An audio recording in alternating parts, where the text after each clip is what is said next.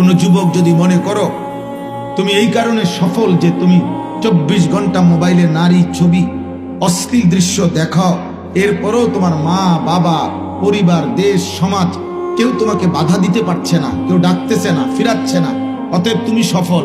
না না না, তুমি অপদার্থ, অথর্ব। লম্পট কখনো সফল হয় না। আস্তে আস্তে আস্তে আওয়াজ, ফাজলামি করবে না কেউ, সাবধান। ঠিক বলতে যে বলতে গিয়ে হাসাহাসি করা, এটা তো অসভ্যতা, অভদ্রতা।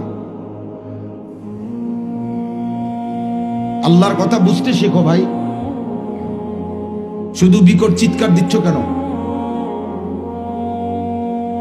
কোন অসভ্য, কোন লম্পট সে যদি মনে করে আমি স্বাধীন, না না বেটা, তুই তো বেয়াদব বেটা। নারীর ছবি দেখো, তুই তো অসভ্য, তুই তো চরিত্রহীন।